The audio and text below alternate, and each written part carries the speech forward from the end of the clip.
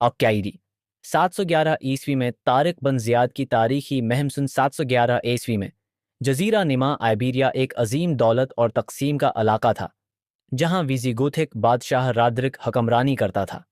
बहर रूम के पार शमाली अफ्रीका में अमवी खिलाफत अपनी हुदूद को बढ़ा रही थी, जहां काबिल रहनुमाओं की रहनुमाई में तरक्की हो रही थी। उन रहनुमाओं में से एक तारिक बन ज़ियाद था, जो अपनी हिकमत अमली और गैर मुतज़लज़ल ईमान के लिए मशहूर था। ये तब्दीली का वक्त था और शमाली अफ्रीका के गवर्नर मूसी बिन नसीर ने खिलाफत के असर व रसूख को बढ़ाने का एक मौका देखा। उन्होंने तारिक बन ज़ियाद को एक महम की क़ियादत करने की जिम्मेदारी सौंपी, जिसमें इन्हें इस समंदर के पार सफ़र करना था जो अफ्रीका को यूरोप से जदा करता था। तारिक ने तकरीबन 7,000 सिपाहियों के साथ तंजीर से रवाना होकर इस चट्टानी मकाम पर पहुंचा जो बाद में जबल तारिकों के नाम से मशहूर हुआ। उतरते ही तारिक ने अपने फौजियों से एक जज्बाती तकरीर की, जिसमें उन्होंने कहा, दुश्मन तुम्हारे सामने है, समंदर तुम्हारे पीछे है, कहाँ जाओगे? अपने जनरल का साथ दो, मैं अपनी जान खोने या रोमियों के गरे हुए बादशाह को रौंदने के लिए तैयार हूं। उनके अल्फाज ने उनके सिपाहियों के दिलों में जोश भर दिया, जो समझते थे कि अब वापस जाने का कोई रास्ता नहीं।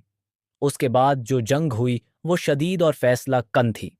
तारिक की फौज, जो तादाद में कम थी, ने हैरत अंगेज बहादुरी और हिकमत अमली से लड़ाई की।